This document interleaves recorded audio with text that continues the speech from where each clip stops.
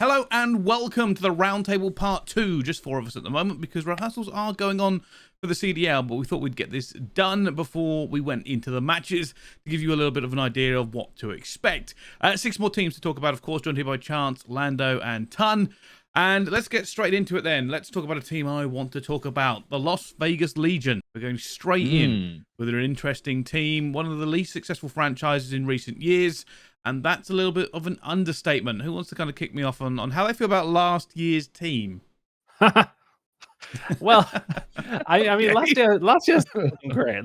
Let's be honest, but I think we all kind of had a good inclination as to that was going to be the case. Look, we constantly questioned sort of I want to say the effort from Paris in terms of like putting a team out there that could go on to win an event, and they didn't do that last year.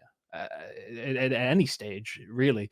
They then kind of became a favorite for when they actually won a series, which I'm not too sure if it's a positive or not, because if anything, it was kind of just satirical in a kind of way. I'm not too sure if they would be too happy with what happened last year, but quite easily the worst team that we did have. Yeah, it was underwhelming. Like the fact that we were celebrating the fact that they finally got their first victory. I forget who it was who had like a team interview with them on the stage. Yeah, like that made you. it just felt like it was like, hooray, like they did it. Like it was almost like a league-wide celebration of the recognition of like, yeah, it's Paris. It's more specifically the Legion. Little by little, they're the last ones, of course, to cross the finish line, and everyone's going to celebrate the fact that they did it. And well, I feel like it was a fun moment.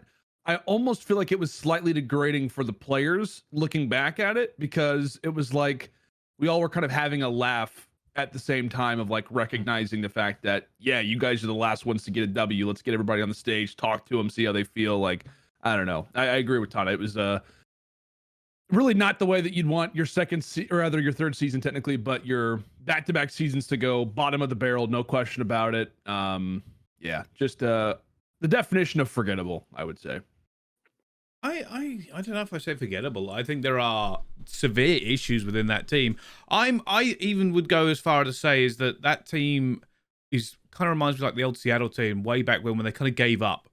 It felt like they could have been possibilities for that team to be better and compete, but they just were in such a bad position that nobody was able to put in the work. I think some of those players on there got a bad rap. I think players like Gravity and Jimbo in any other team would probably have much better stock, would probably have looked better as things went on.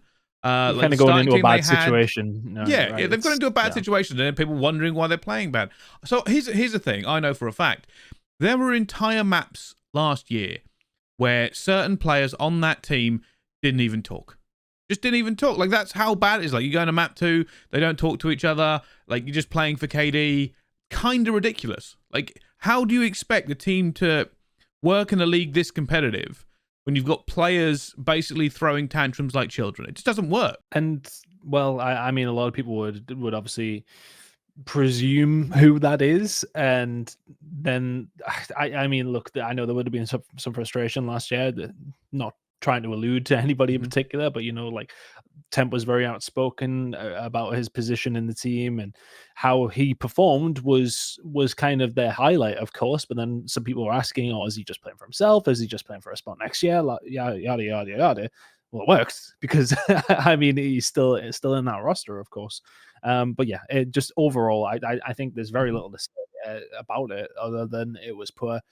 Didn't seem to be managed very well across the board. Paris were probably the worst organization, not just from a pure talent perspective, but how often we talk about like just no content, like no social posts. They kind of became a bit of a meme at that stage. Yeah. I think yes, as Lando said, he had to absolutely forget.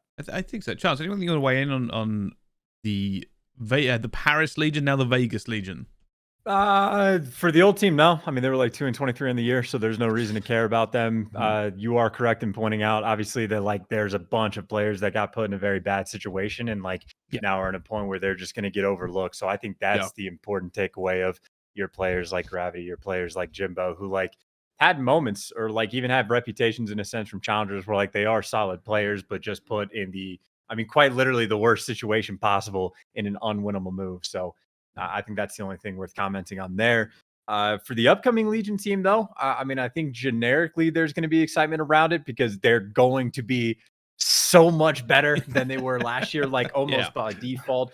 And then obviously guys like Clayster, 3-time world champion, one of the best players of all time, still staying in the mix. I mean, we're going to have a 30-year-old on the main stage, as soon as like the Raleigh event kicks off for the first time. So it's like a fun boundaries pushing thing. And I do think the team has like a decent bit of potential. Like I don't necessarily see them as like world beaters necessarily, but they could be quite good. And like, towards the top of the league and like, maybe make some sort of miracle run at one of these events. But at the very least, they're going to be a ton of fun to watch. They are going to have some of the best listen-ins in the league. And especially, I mean, again, just to highlight guys like Clayster, like, I know Celium has the reputation of being like the nerdiest, knows all the spots kind of player in the league, but Clayster's like the OG for that sort of thing. And even watching him when he was streaming scrims, I mean, this would have been a few weeks ago at this point, like he seems to know everything. All the jump spots, all the nerd spots, all the wall bang spots. And like, he's constantly like flushing these out. And even hearing the way he's like talking to his teammates and be like, hey, we have to be able to do all these things and like ingrain them in our gameplay. And if they can, up the ante, evolve their own gameplay, if you get guys like TJ and ProLuke to do all like the nerdy stuff nonstop as well, like I just think they're going to be a fun team to watch. It's honestly like really crazy how the narrative has instantly changed around the Legion. Like past 3 years, we were all aware of it. Like, one of the bottom tier teams of the league. Then Cold War hit. It was like, okay, they are, in this situation. Things have started to come out about players not being happy, franchise, organization problems, etc. Even little things like the social media topic that Tun was mentioning as well, which is incredibly accurate. And then now we're coming into this season. It's not about the rebrand, but it actually comes at a perfect time. I feel like now that we're calling them Las Vegas, it feels, I know I use this term a lot, but like a little bit of a page turning situation. And now they've got Clay. And now it's like Legion is fun to talk about for the first time. Like I have never been more excited. Like if I were to see Legion on the schedule in prior years, you'd be like, okay, like hopefully they at least put up a decent performance, get the series a little far. I mean, what, like Chance said, like it was like a 2-25, 2-23 record, whatever it was. Now it feels like there was actually some life.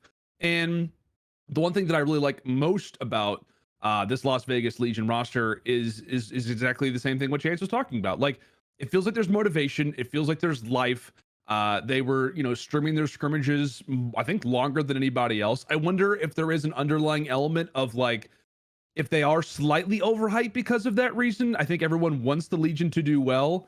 So I think there is a small element of that needs to be recognized, but there's no surprise. We all want this team to do well. I think the story with Clay, without a doubt, is going to be the biggest focal point on this team. Is one of the greatest players of all time, oldest player in the league, 3-time world champion. Can he essentially lead Las Vegas Legion, the most unsuccessful CDL franchise without question, to the promised land? Like maybe to a final, maybe to a championship, who knows? But I think there's a lot of things that have to happen involving with that. But it feels exciting that we're actually talking about Legion, the team name itself, and in a positive light now. Well, that's a lot of positivity. Here's some negativity. For this Legion team, it kind of feels like the last ride. Like, this is last chance Legion. That's how I'm looking at this team. Every single player on this roster, let's not forget, let's not kid ourselves that Legion was the place where people kind of like say that careers go to die, right? Like, you don't normally come out of Legion and do well after that. Like, I'm not even going to joke with you here. I think for every single player on this team, it is, you have to do well this year and you have to show us something. Like, people are talking about TJ, right? They want to see if TJ has a good year. If TJ has another bad year, does he stay in the league, right?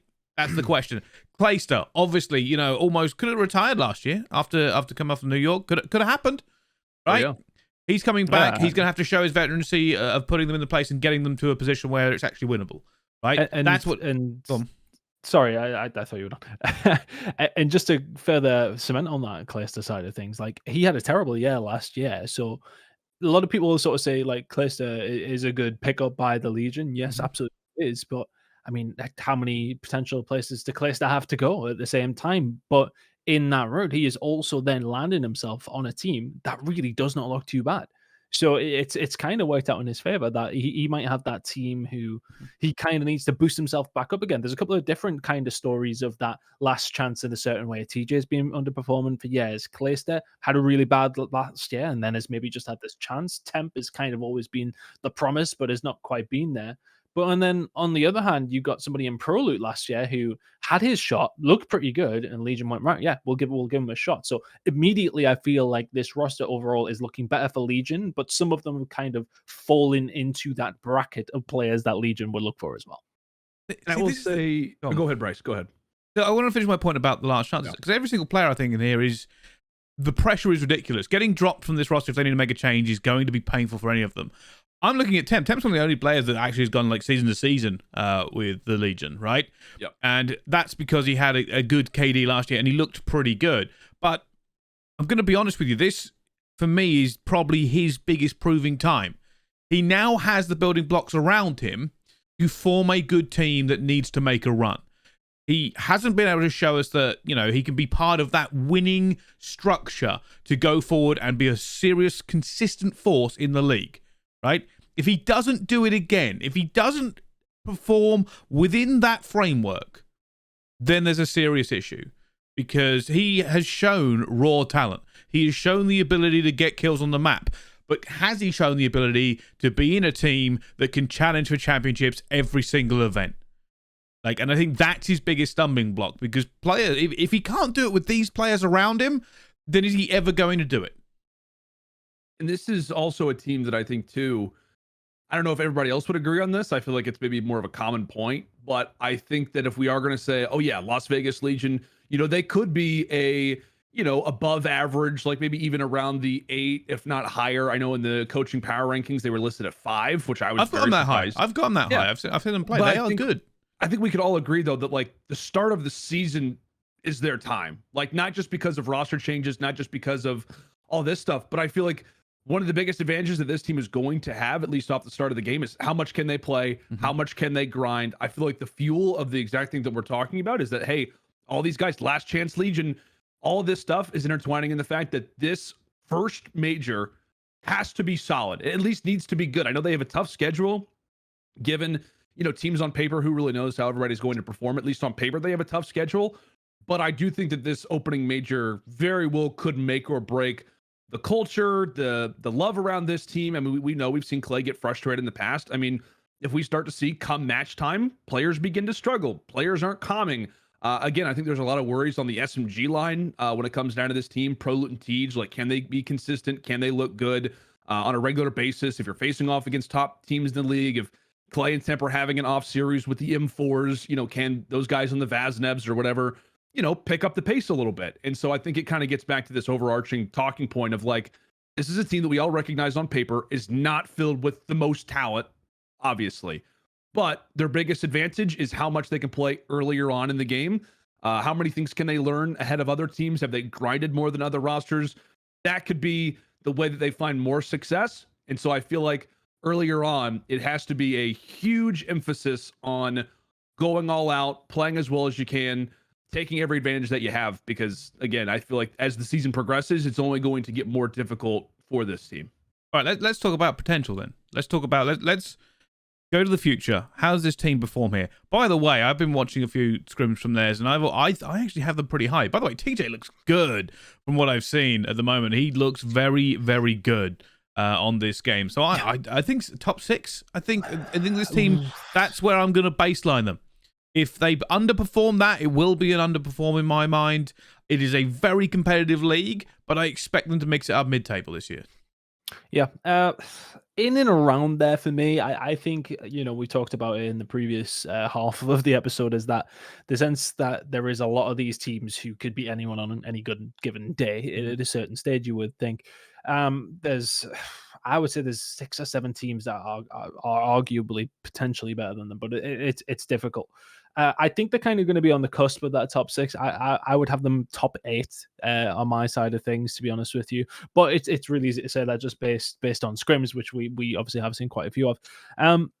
I think they're looking good. I'm curious to see if they can keep up what seems to be good early season form. But I think consistently middle of the road is kind of where I'm going to see them at.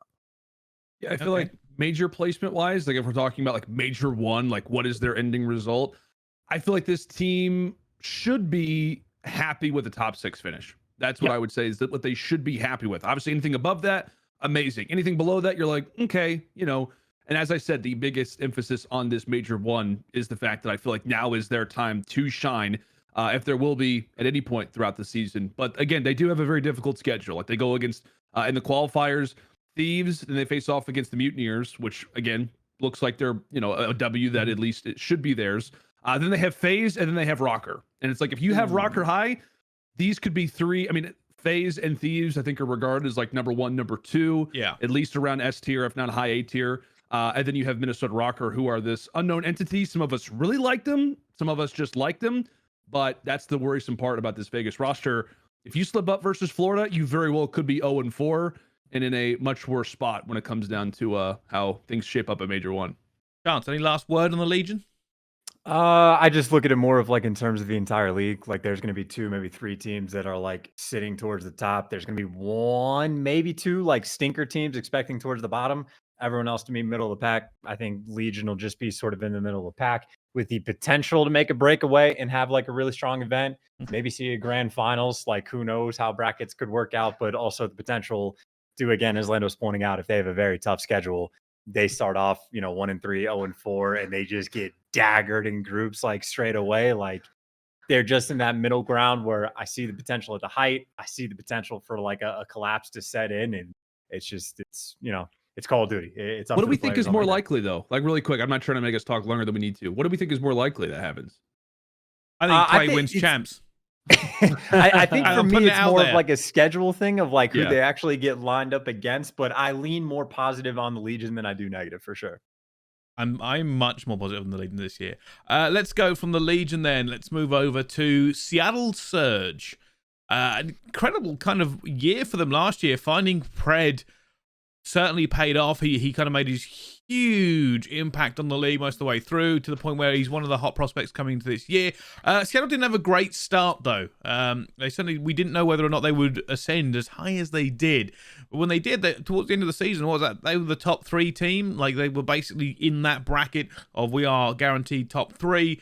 So yeah, you probably put Thieves, Atlanta, and then Surge most of the time, but they did an awful lot of good work. And I think for a franchise like Seattle, it must have been a sigh of relief after 2.5 years of dross and not getting anything coming forward.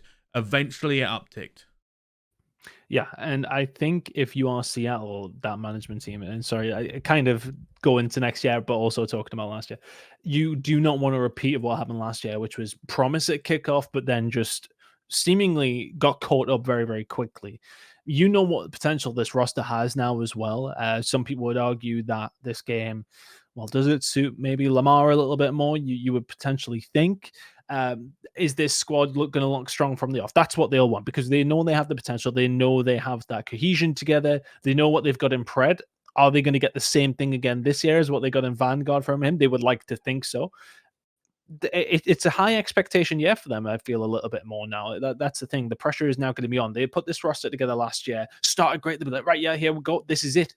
We've finally done it. But then obviously have that massive lull at the beginning, towards the beginning and middle of the season. So they'll want to eviscerate that as quickly as they can, because I mean, let's talk about it. Like I said, that beginning of the season was so bad. Yeah. And I can't really figure out the reason for it, because it's like, well, I suppose Toronto had the same kind of thing. It was Toronto Seattle final. Am I tripping in kickoff? I wasn't kickoff, there. Yeah. Yeah.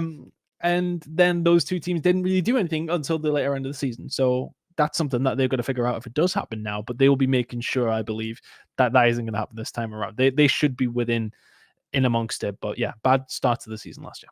I think that's a really good point that Tom made, was that like Seattle Surge, now that you've kept your roster, like you're one of only 3 teams that decided to keep your team. I know we can debate on Optic Texas. Like they did technically keep the team, even though they were dropped. But We'll get there. They're one of only 2 teams that for sure kept their team throughout moving in. They had that in mind. So I do think that it's interesting, though, that like we are now going to look at Seattle Surge much differently. We know the potential that they have. They can win majors. They can perform highly with, younger players at champs, the biggest stage of them all. So I feel like now that we have that expectation, we left Vanguard thinking, okay, this is a top 3, top 4, whatever team. Now we should think that moving into this game. And that is where my only concern could come from with this roster. I think there's a lot of upside. Like, again, Pred coming into his second year, Sib coming into his next year, Accuracy and Mac. Maybe it's a title that fits them even better than the last game. So I feel like there is, now we have like a certain level of expectation. Like we've recognized, okay, here's the barometer. We know how high you can be. Now you have to be that because you stuck with this team. You're moving into another title. And I think there's a lot of people who honestly just want to see Pred especially, but Pred and Sib, that combo together, be one of the best duos in the league. And if this team does underperform, I think there's going to be a lot of people who, if they do start off slow or if they do have, a rickety beginning to their season, are going to instantly look at Accuracy and Mac and be like, look, you're holding back these two superstar type players. So I think there is that element to it. But I will say as well, one thing that people are going to forget is how inconsistent that Seattle was last year. I know we've already had kind of a few debates in lead up to the season between a few talent members and things like that. I'm someone who was like, I think this team was wildly inconsistent, like second at the kickoff, top 12 at Major 1. Then Major 2 ends up happening. Matt gets sick. Major 3, Pro-Am, lost to amateur teams. Major 3, they win it all. Major 4, top 12. And then at Champs, ended out in a strong way. And so I hope that this team does figure out a few of those problems, but I think that is going to be the biggest emphasis, is trying to set up Pred Sib for another great year, and then also try to master what was just an unbelievably inconsistent year. A lot of teams inconsistent, but I feel like Seattle had the highest of highs and the lowest of lows. How do we feel about pressure on Pred? But in my mind, obviously set himself up for an incredible year, explosive player, and that's the kind of player that people want to talk about and watch, right? Because he's flashy, it's big plays. Don't get me wrong, solid Call of Duty, incredible reactions, knows what he's doing. But that kind of play endears fans to you. So they always want to see it. If you start getting even a little bit cooked, like a little like Seer, then instantly the world of shit just appears. Because people are so quick to flip that switch. If you are one of those players and you don't get into it straight away, people start saying it was a fluke, or you can't play this game, or X, Y, and Z. And obviously, like that, and being the Australian in the league, it's put him on this pedestal, right? And he wants to not only do what he did last year, but he wants to go even further. Chance, how do you feel about Pred's prospects coming into this year? I don't even think if I were him, I'd be worried about the pressure or like the negative outcomes, because I think with the inconsistencies they had last year, they've already battled through that, of like getting a taste of the top, getting kicked in the teeth, and rebounding. So even if they like have an abysmal event in Raleigh, I still think the team will be fine long term and will be good. I think when I look at Pred, and similar to Sib as well in terms of potential, like I think by Champs time we were like, yep, Pred for sure, rookie of the year. There is no question about it. And then watching him play through Champs, I was like, damn, is he the best in the game? Like, this is actually like incredible. He started doing some nutty stuff. So I think for Pred, it's more of the setup of like, I'm looking to like dethrone Simp and Abizi as like the best players in the game and throw Selim in the mix as well. Yeah. And if I'm Pred and like Sib, I'm gunning for those players like straight away, because this is a reach and a half on my part. But like, what's the longest any player is like narratively held on to being like the best in the game? Like 3 or 4 years at best. Your Crimson Karmas through the Cold Dynasty, with Optic, your Scumps through the Jetpack era, plus like a little extra too. But like, you only stay at the top for so long. And I think for like Simp and Abizi, especially as that duo, it's been about 3 or 4 years now. They just had a year where they like did not get a win the entire time, bunch of second places. So if I'm the rest of the league, I'm hungry. I'll be like, dude, if we stop this team again, no one's going to think as them as the top dogs anymore. It can be our turn. So I think that like, I would say the opposite of pressure. It's an opportunity just to like soak in the glory. And I know you have the added mix, right? If Scump's going to retire, of like, hey, an open SMG spot on Optic sort of thing, of like, if you want that little bit of extra spice. But I just think Seattle have a great system. The system is quite literally designed for Pred and Sib to shine. So even if like, you could make the argument that Mac is the true MVP of the team because of the things that he does to allow his teammates to like pop off sort of thing. But it'll be Sib and it'll be Pred raking in all the glory. And if I'm those two, I'm going for the best. That's all I'm trying to do. And you got to win to make that happen. Yeah, I agree. I think keeping this roster is smart. My only real question towards them is, if it doesn't go all plain sailing, when do they pull the trigger on a change? I think Seattle They done now. once last year. Yeah, no, but I think Seattle now. You got to remember, in my mind, Seattle is in a much better place that if they want to attract the right player to play for them. You got to remember, like the past 2 years before this year, nobody wanted to go to Seattle. Like, they just didn't want to go. You didn't want to go to Seattle. Now, if you get a chance to play with some of these players, they could make a big move during the season if they can't make a run for a championship. That's also very much of like who's available though, because there are like Yeah. there are a few players that like I would take over accuracy if I could get them, sort of thing. But like it's a very short list.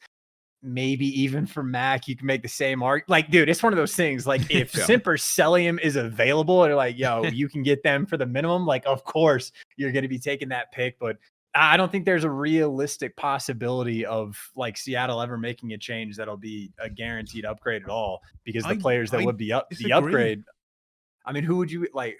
Who do you think? I tell you what. I don't need anyone in mind, Chance. I don't need anyone in mind. Pro-Am is in 2 weeks.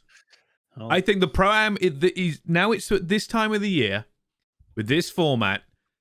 I think the pro teams are going to struggle a lot more against the amateur teams than they have done. And I think we're going to see some new names be in our mouths for the majority of that tournament. And that's the scary thing, right?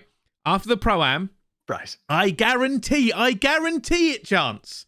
We will be talking about 2 or 3 names from that Pro-Am that will say this team is awful.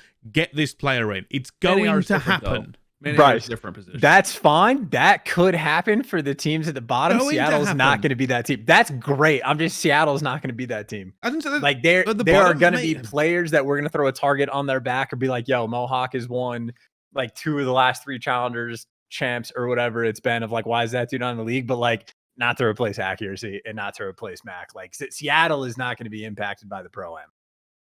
I would agree. No, I'm not saying they're going to change. I'm just saying, you're saying there's nobody ready for them to pick up. I guarantee you, coming out of that Pro-Am, there will be 2 or 3 hot new prospects that are going to get pulled into the league at some point. And if Seattle have a hiccup where they can't fight for, and I'm not saying they will, this is a hypothetical. I think if Seattle now being, I think the way I want to put this is basically like people want to play with Pred. I think that's how I would best sum it up. That is now a very attractive prospect for anybody in this league outside of about 4 teams to jump on this. So I think realistically, Seattle have a good opportunity if they want to. I was gonna. Hi, Jay. Is Jay here? Jay's here. I just got here. Hey, what's up, dude? What's up, guys? Seattle. Guys are gross. There you go. I think, one thing I wanted to add, and I don't know if Landy would have had a similar thing to say here, though. When we're talking to Pred, though, I think for me, when I think about Scump retiring at the end of the year, there is a couple of names in my mind that could replace him on that Optic team, and Pred's one of them. If not potentially one of the only ones. I think he has the personality, he has the gameplay quite clearly. He's that kind of mold of player that would be not going to fill Seth's boots by any stretch of the imagination. Nobody quite would, I would say. But you look at him and he will be hot property. So in the same breath of talking about this team have to go on to do well this year, they have to if they want to keep Pred. Because if he isn't winning championships, then he's going to go. Because he is that level of player. They have to be within the top 3. I ain't let him go. I know I was the one that opened this door as well, but also this is like a very toxic sort of mindset to like have. Like, if there's anybody on Seattle that's even thinking about it as a possibility, including Pred himself, like that could be the thing that festers and like causes problems. Like if I was Pred and if I'm Seattle, the only goal is to have the best year possible. And I would want to win every single tournament, to win champs, to be the top dogs, to be the MVP, and dominate in such a way that we're like, hey, Seattle is now the top. And just like run Optic over in a sense and be like, yeah, like I'm playing to be on this other team. Why would I do that when my team is better? Well, I don't know if it's necessarily I don't know if it's necessarily an element of like Pred's like, okay, if things go wrong, I'm out of here. But I think it is like, I don't know if Tom was alluding to this, but he actually said exactly what I wanted to say as well, which is that Seattle, the franchise, has to be conscious of the fact that if we do struggle, we have got 2 very valuable prospects, one of which very well could leave us to go to Optic Texas. If that ends up happening. Again, I know it's super early to talk about all these things, but we all know that if Scump retired last season, Pred is one of those guys at the top of the list, and there's no question about it. 100%. So if he has another great year, but let's say that the results aren't there for Seattle. Let's say that they, maybe only win one major, and that's not good enough for their expectations. I'd imagine their expectations are very high. If they underperform according to their expectations, don't have a great performance at champs, or maybe say an equal opportunity at champs or result, I think that's where we get to this aspect of the pressure of roster moves may not necessarily be on the backs of your Preds or your Sibs, but I think from Seattle specifically, there is a level of pressure to make sure you're making the right moves, because you did strike some gold in the guys that you have. There's no doubt. So how do we maintain that? How do we keep these guys? Because I don't know all the details on contracts. I am pretty sure though that like Pred can do what he wants after the season is over. And I want to say the same thing for Sib. I don't know that for a fact, but I imagine that would probably be the case considering how normal contracts work. So I think that is where the interesting aspect of Seattle throughout this year comes from. Is hype is there, expectations are there. We now look at them as, a team that did keep their roster. They're instantly put in a higher tier than they were prior season. If they have any semblance of last season, if not worse, that puts the pressure on the players. And honestly, Seattle's a franchise. If you lose Pred and Sib during this upcoming offseason or don't perform, that could put Seattle Surge back to where they were the first 2 years of the league. We have gone down a rabbit hole. I thought I went down a rabbit hole last time with We don't have time. We opened up a hypothetical and it's just gone way out of it. Very, very quickly then, just to sum up, Seattle Surge, I'm just going to put them straight back in top 4. I think that's where they sit. I'd agree. If we're being specific, I have them 5th. So okay. Chance? Any different feelings? They'll be good. I don't know if I care to like rank top 3, top 4, none of that, just because I haven't seen them play, so I have no idea. But that very high expectations, the expectation they should be fighting for championships. All right. Yeah, I agree. All right, let's move on then to the London Royal Ravens. This team, context-wise last year, started off nice in the fact that they were a very fun team to watch with the way that they would play hardpoint and sort of just smash into it without rotating. Unfortunately, ended up catching them up, and their online performances were considerably better than their performances at LAN, to the point where we even thought several times they were back. Gizmo took a sabbatical. He played challenges for a bit. He came back. We're like, hey, is this team going to work again? They even had Harry on the roster. I thought Harry got a bad run, just because I don't think he was the player they needed. I think he was more than good enough. I just think that he didn't fit in that team in its configuration. And it just ended up being a very disappointing time for London, which as a European, I'm more than used to. We are, aren't we? It's just, it seems to be that way. And bearing in mind last year, though, like how they started, I think they were bottom of the power rankings, and I think that was how it came out. And Gizmo came on, and I think we've had this conversation specifically on broadcast before, Brycey. But when we looked at this team and they brought Nasty and Gizmo in alongside Afro, we thought, right, okay, Nasty and Gizmo, we think Nasty will be the one to shine immediately. We knew how good he was in challenges, that in Cold War. We knew how good Gizmo was in challenges over the last 2 years before that. But we thought Nasty was going to be the one to shine, but it came out and Gizmo was dropping numbers online. It was ridiculous how well he was playing. First major didn't translate it into the offline side of things, even though they did have a good placement. We didn't see as much from Gizmo as we thought we would.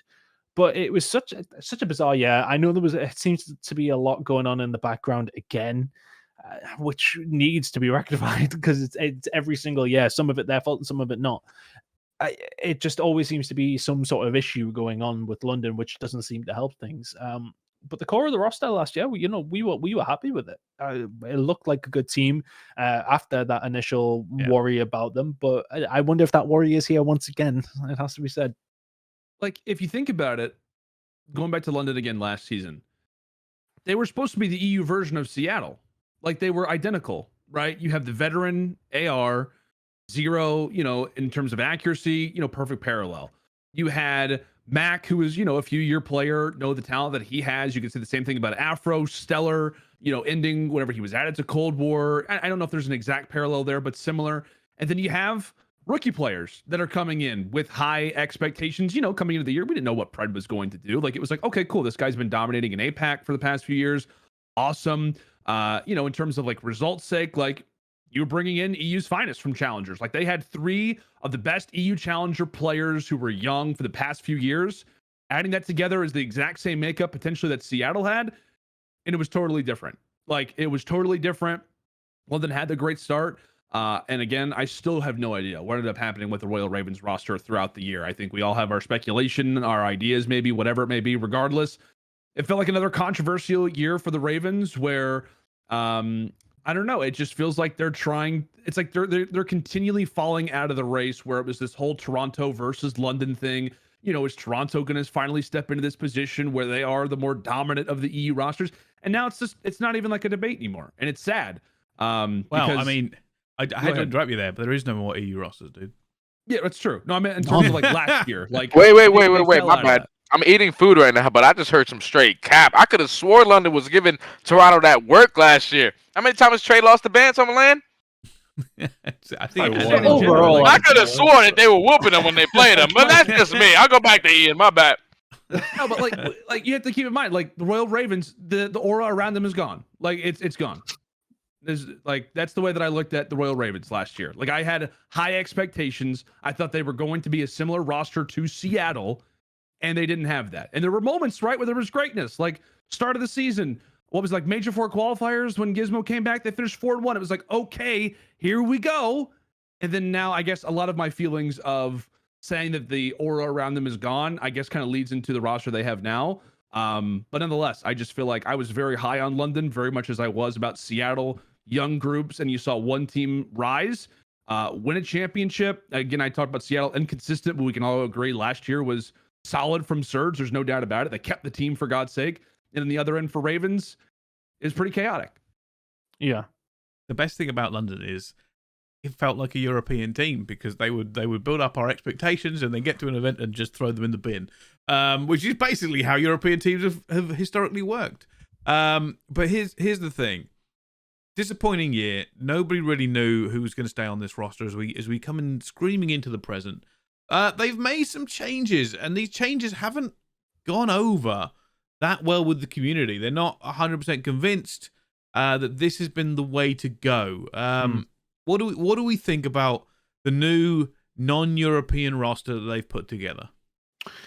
Well, I mean, I think, you know, if you'd allude to last year's roster, Gizmo and Afro obviously not being there anymore. Gizmo, there was issues all year.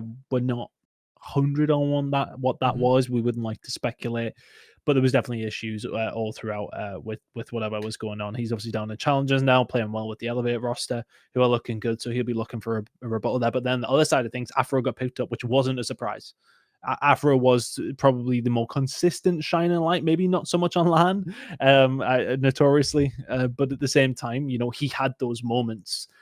How many times would we watch Berlin and how many that guy would drop? So he gets his shot in what would be conceived as a better team. But then looking at this roster, there's been some question marks, but I kind of want to recall to when Paul X was in this roster momentarily last year, and they look pretty good with him. It has to be said. I know it's a little bit of a different makeup, but Paul played well overall last year as well. I think it's a pretty good pickup. And the Seam for me is somebody who I've always personally rated, but I feel as if has just not necessarily got the plaudits that he's needed at times. He had his moments last year, but was in an LAG team who sort of failed to deceive at any single stage throughout the year, apart from obviously the win. You know, that was it. But other than that, they were probably without that win, they were probably there with Paris as a team. But I think Asina had some good moments. I don't hate this roster personally. I know a lot of people don't like it. I don't hate it. I just don't know where its ceiling is. And if I was to take a guess at it, I don't think it's as high as it should be or could be in terms of some of the other teams. Chance, you've been quiet. What are you thinking? Yeah, I mean, I more or less agree. I think it's kind of funny though, because objectively, I'm with ton of like they could be in the middle, like they could be a solid squad on paper. They have like great tools on the team and whatnot. But I think I kind of got bit by the narrative from the start of the year of just like there was no noise made out of the camp. The coaches poll come out and like they have them like dead 12th, and like I haven't seen them scrim. They could be godlike right now. They could have just had a slow start and like they could really truly be turning things around, and like who actually knows. But I just think for the fact that like that gets hit, and obviously scrims are in effect meaningless.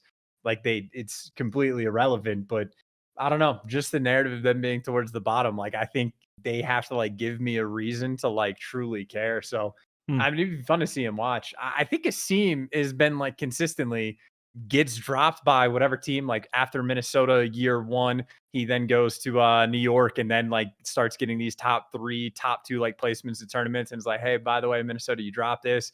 Then he gets dropped again, goes to LAG, wins a tournament that year, and it's like, oh, yo, hey, you forgot, or like you guys dropped this. So it seems like maybe an opportunity for it's the exact same thing again for him to try to turn things around and prove his worth again as a player. So I mean, they're going to be like an interesting team to watch for sure. And, you know, Paul X is the honorary UK player at this point because he's been 4 years now subbing in for the squad. So I don't know.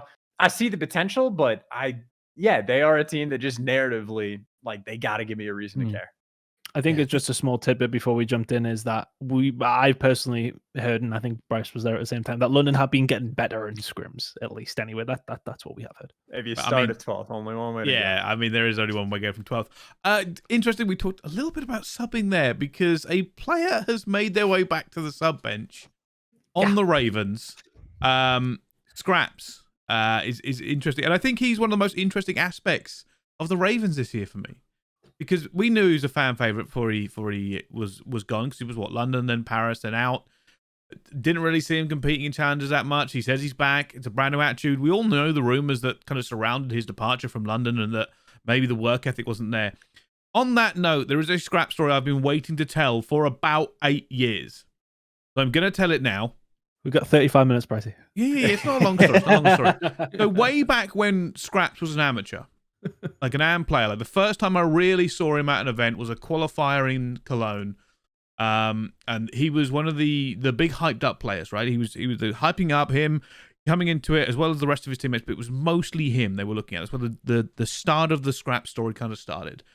And he'd done all this work online. He was very, very good. He'd come to LAN and it never really materialized as much at that event as it had done before. He wasn't bad. He just wasn't incredible, right? He was okay.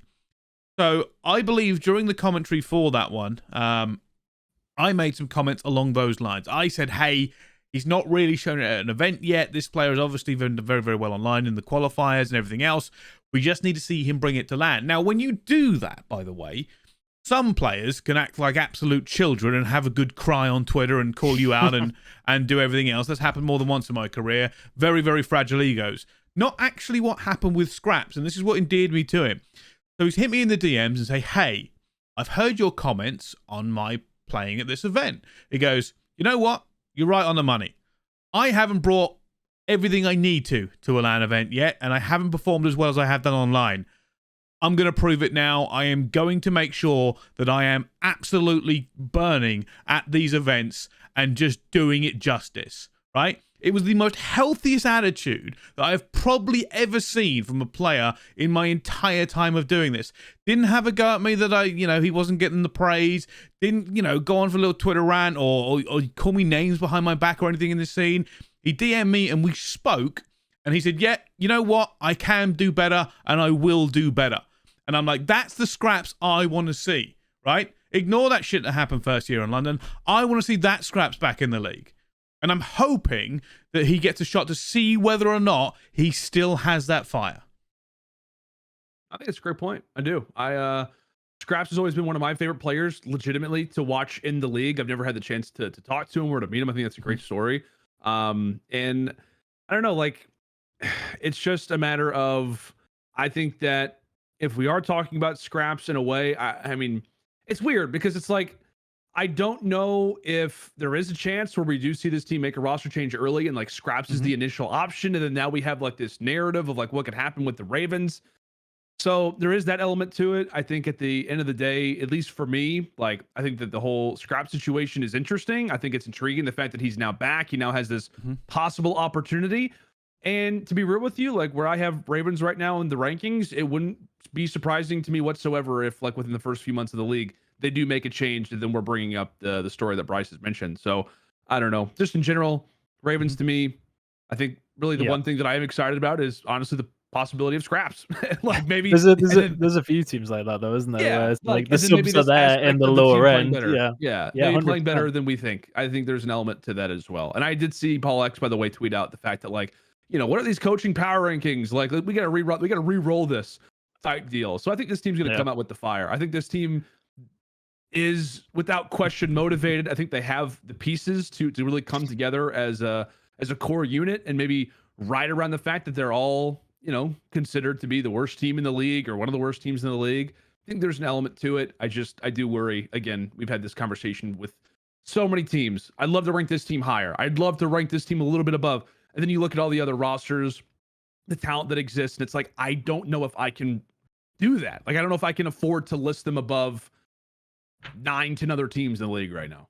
It's a lot more difficult this year, isn't it? Just in general, there seems to be that big, large bubble of teams. Yeah, that there could is, and I'll tell you literally be something, top four. Like, I'm going to have to cut this conversation short because for those of you listening, we are actually racing against going to rehearsals.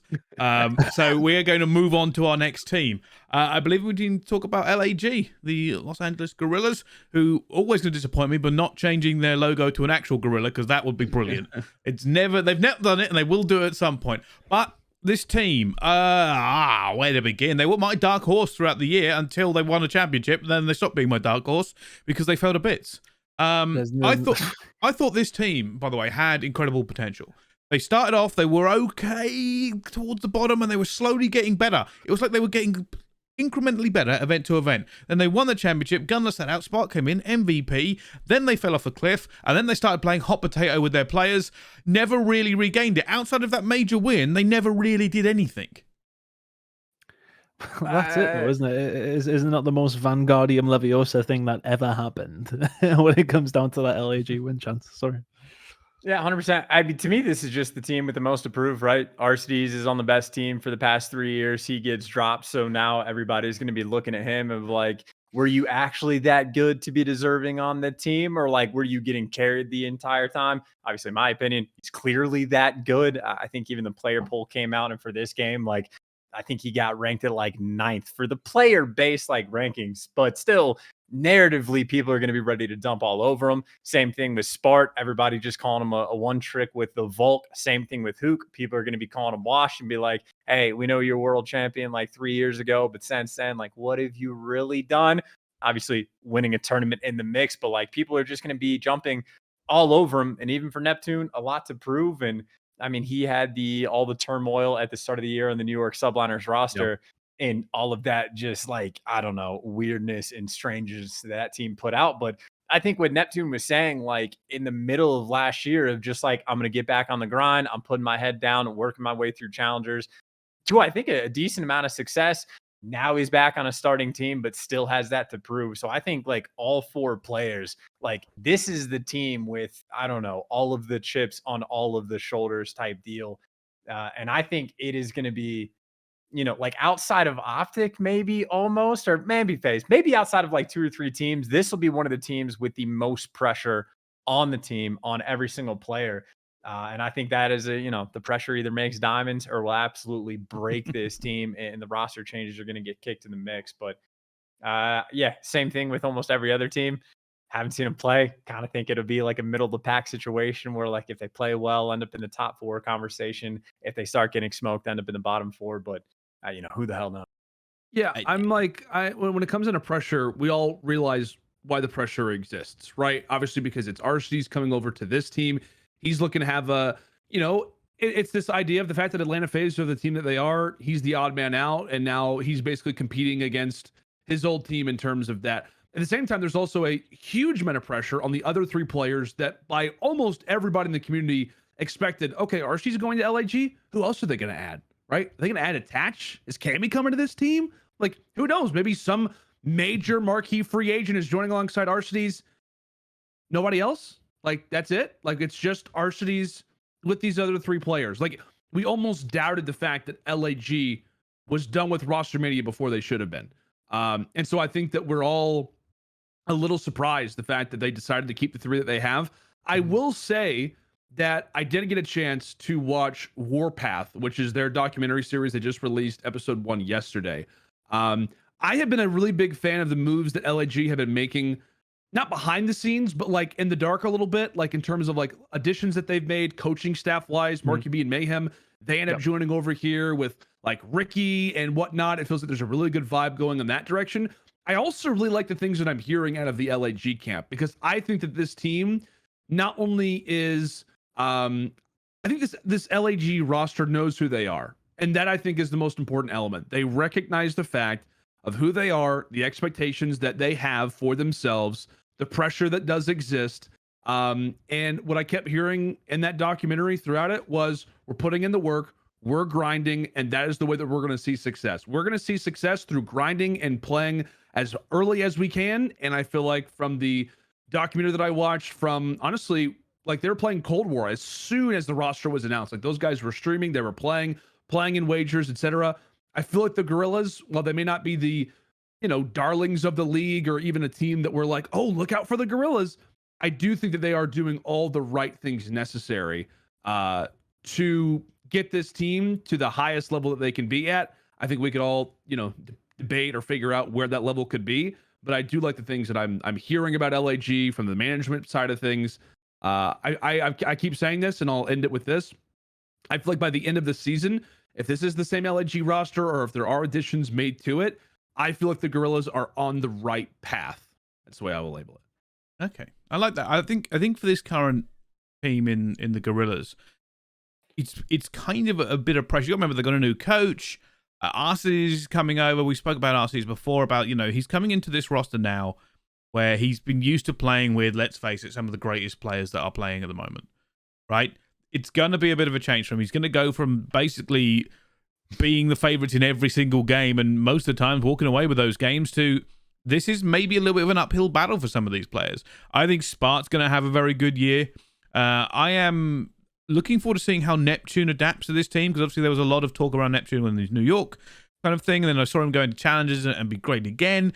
Is it going to work for him on this team? And I think Huke is another big question mark, because people are, I want to say, fed up of not knowing what Huke they're going to get. I think that's probably the best way to put it. Like, they don't know if he's going to be magic or tragic. Like, it is difficult to decipher what you are looking at when Huke comes onto the stage, because he could be a game changer, or he could just be another cog in a machine that kind of sputters and dies by the side of the road. And I think it's proving time for Huke in this roster. It's proving time for Arcees. Spart wants to get back to MVP, and Neptune obviously wants to put all that noise and drama behind him as well. It's another one of these teams that feels like the weight of the world is on their shoulders coming into it. And then they've got a head coach coming across from Ultra, a team that basically was all vibes, like got on really, really well, had a very, very good time. Teamwork and comms were a different level. It is a big blender, and I just need to know whether that smoothie is going to taste good or taste bitter halfway in. And I think, to touch on Lando's point of that, we were expecting maybe a little bit more after the Arcity signing. I think the Marky B one's a big one. I really do. Nothing to do with him being a dear friend of mine, maybe partially. But at the same It's his time, birthday, by the way, isn't it? It is his birthday. Happy birthday, Mark. I've known him longer than I've known you, which is the craziest thing. I think him coming in there is a massive, massive pickup for them. I want to say, you talk about the culture, you talk about the everything around Toronto Ultra. He was part of that, kind of in that mold in a certain sense of like, all the lads from the UK, yada yada yada.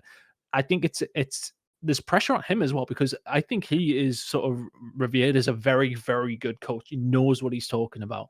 Not many people have a bad word to say about Marky as a coach. He's going to be coming in there with some high expectations on him, but I think it is a really good pickup for them as well. So yeah, I'm interested to see how they do.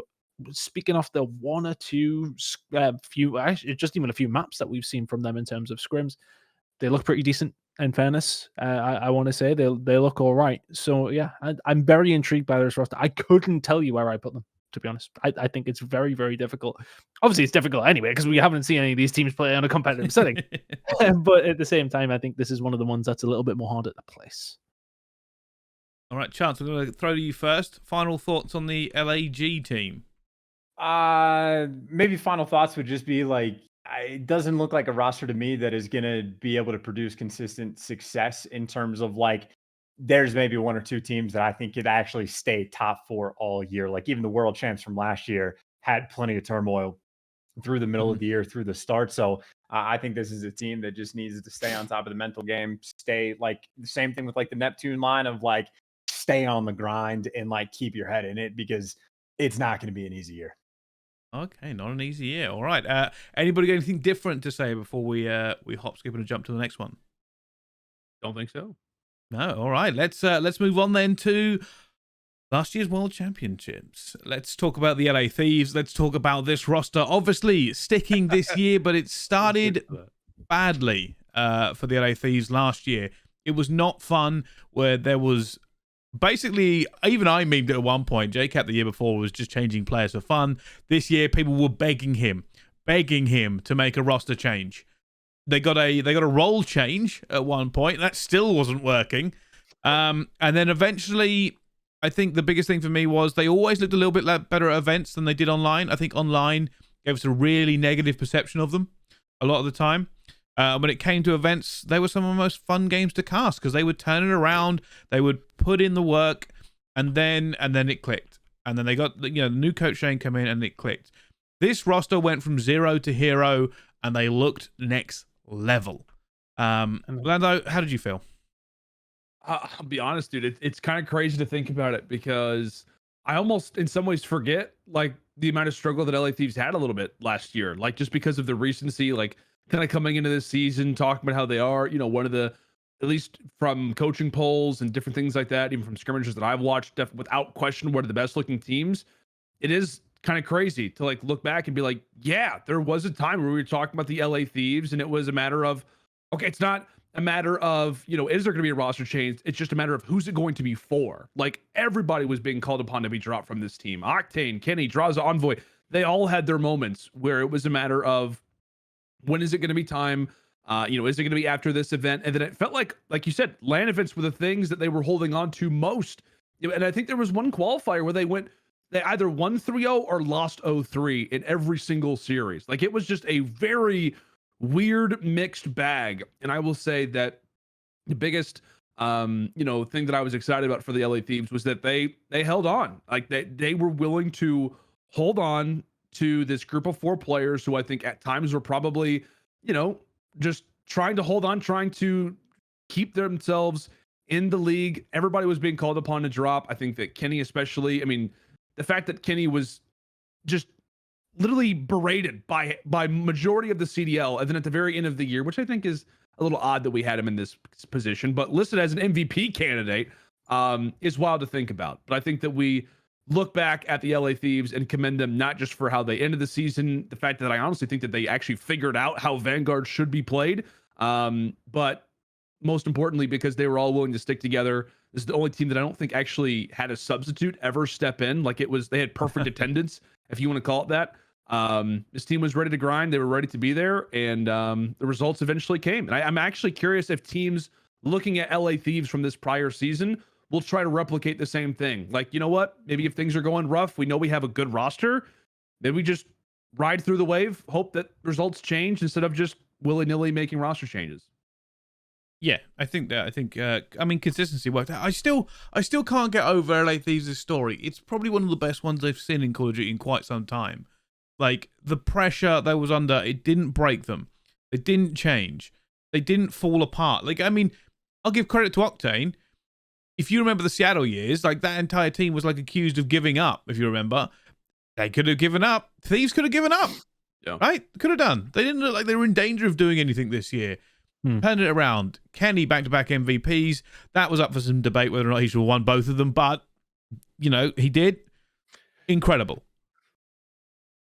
Yeah, I think, as far as the consistency towards the end is something to be appreciated, because of the year that was Vanguard and how random it was, and for them to win the last 2 events was massive.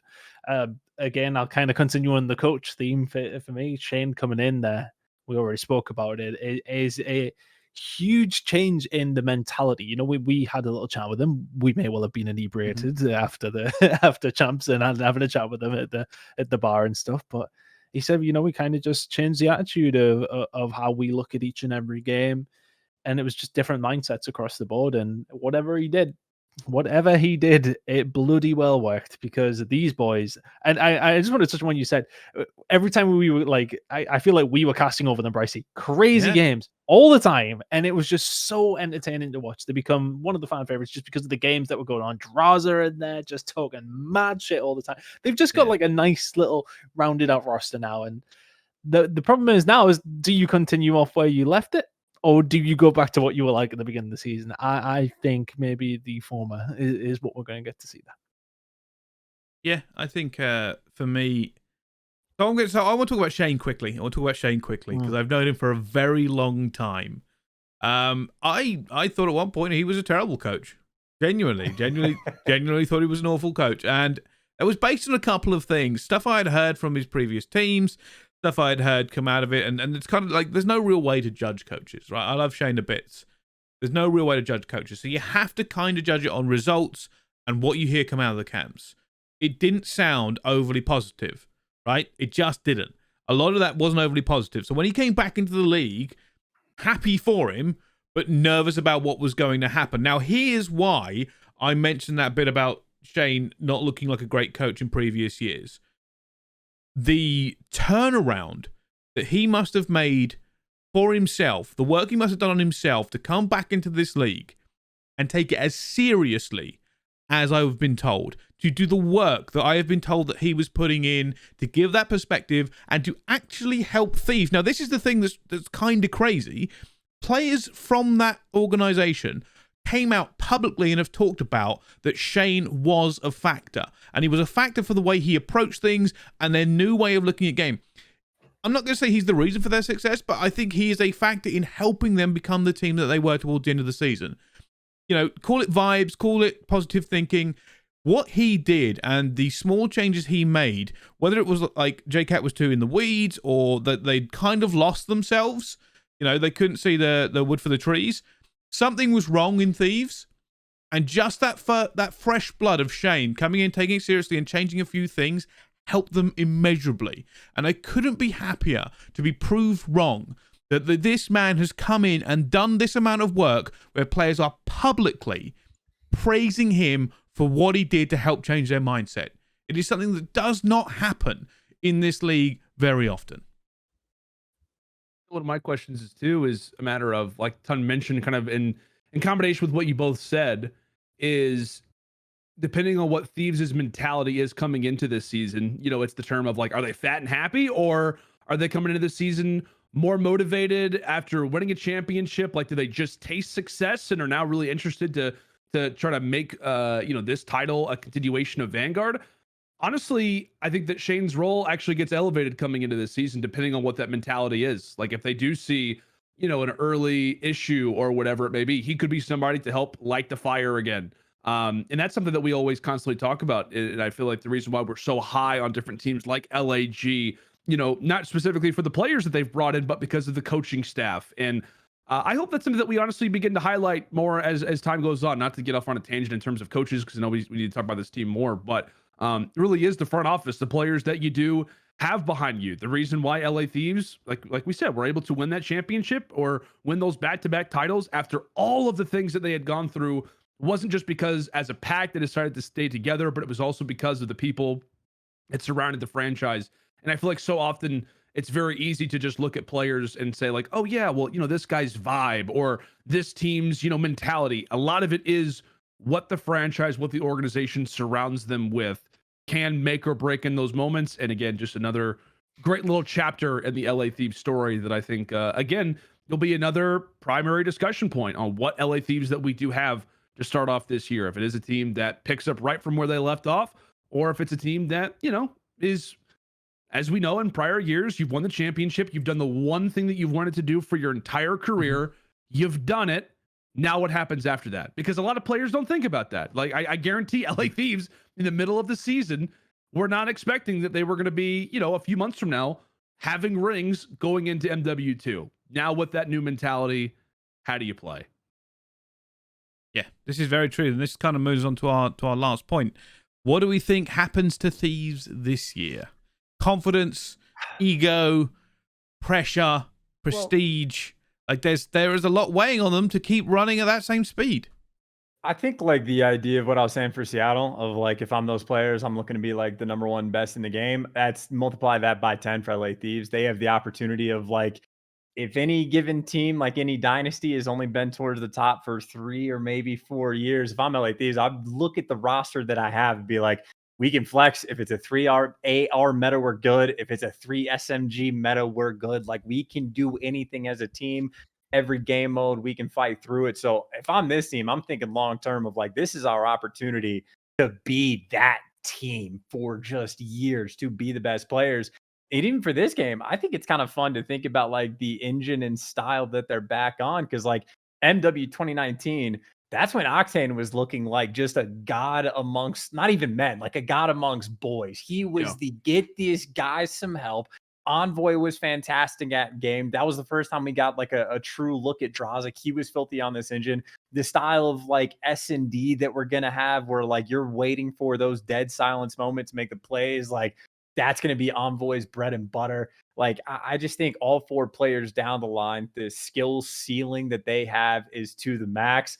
Like the egos, like maybe can be out of control, but as long as they're just having fun with it and are still like dialed in when it comes to practice, like I think that's incredibly useful to have. Like confidence is everything in Call of Duty, and now this team gets to come in with like true proven confidence about being the best in the world. Like Draza and Kenny are gonna be out of control. I mean, even the tweets that are having now of just cracking jokes about like, oh, Smoke's getting GA'd because of me, because I'm the scary one. Like you guys are shook. And they're talking smack to like some of the best players of all time and like backing it up. So I mean, the sky is the limit. Again, for this team, if I was on like in their squad, I would be thinking long term for like years to be the top dogs. And I would be fiending for the opportunity to be the team that like you are on a 2-year cycle for Call of Duty on an engine where you've had success on. I'd be like, yo, we're going to come out and fry these people and just set the tone. And this is going to be our 2 years and we go into a Treyarch game. Like we'll figure that out too and just like ramp it up. So I just think truly the sky is the limit. Like this is the opportunity now that FaZe has been knocked down a peg from Vanguard to truly like take a firm grasp on that top spot. Yeah, I think I agree. I think it's an incredible way to put it. So from one incredible team to another, then let's move on to our last but not least team, Atlanta FaZe. That's a nice hoodie there, Tom. By the way, nice hoodie. I like that. You like it? Atlanta FaZe last year, close but no cigar. I don't even know how to deal with this team. Second, third, second. An absolute blow to the ego. Only losing to the same teams a couple of times. Just not able to get it over the line. If it was one more game for them in the majors, and we would have been talking about one of this roster as the greatest of all time in the dynasty and all this other sort of stuff. The most consistent team all year. Still the boogeyman of the CDL. Still the team that everybody wants to beat. And yet, last year must have hurt in a way that is probably indescribable for non-competitors. To come second over and over and over, to do all the hard work and just not get any chips. I cannot even really put into words the mental toll it must have taken. What's pretty crazy though is that if you looked at average placements, they'd probably still be the number one ranked team. Like with how it played out. It's I think maybe it might have been Thieves in the end. Of like, you're right. FaZe came into it. We're very open about their disdain for the game, about how I think Abizi was openly saying throughout the entire year of like, you know, the elements of not putting it all in practice, of letting the mental seep into the scrims and get in your head and causing all those problems. And in spite of like the mental failings that they had throughout the year, still the most consistent, still towards the top. So I think you just come in with a mental switch. And I think that's part of what the roster change does of like, if you had a, you know, quote unquote, like depressing bunch of second places throughout the Vanguard season, well, you're bringing on Slasher to a roster where I think Slasher might be the happiest dude on the face of the earth. Like it is without question, like maybe not the best team he's ever been on, because he has won rings before. He has played with like fantastic multi-time world champions and whatnot.